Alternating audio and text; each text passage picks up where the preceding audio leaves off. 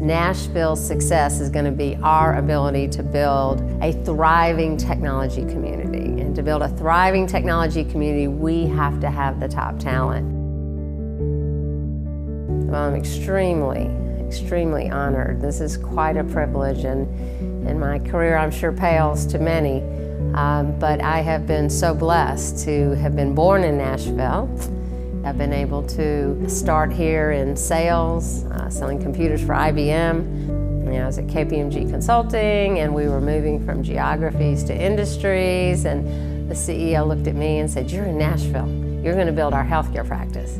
I've stayed in healthcare since then, being on the board of HealthStream and also having the chance to, at Morgan Samuels, I'm the co-leader of our healthcare practice. And so healthcare has stayed with me through my entire career.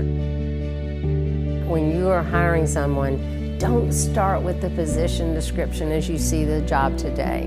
One of the things that Morgan Samuels does in our process is we start with what are your key business objectives over the next 2 years. What's so different when you're hiring technology people today is that the job that they're doing hasn't been done before. The thing that's important and what I love about NTC is that we're about building a lot of companies and a lot of jobs here.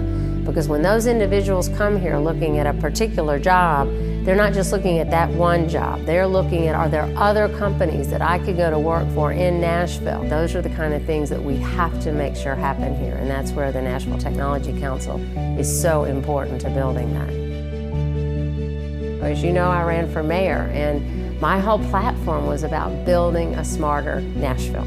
And that was all about the fact that technology and the right people can make a huge difference in our city.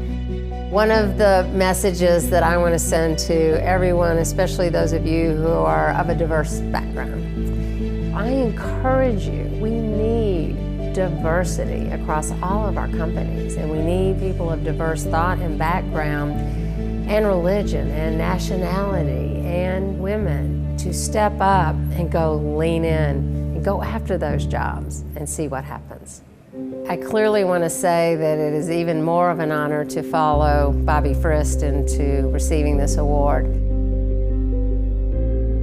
I'm very fortunate. I have many people who have influenced me and have really been people that have made a huge difference in my life, but I have to say that my father is probably one of those that if I had to name one person who has made a huge difference in my career, he looked at me early on and said, "You're going to work," and brought me into his office. And he owned an insurance company. He was an entrepreneur.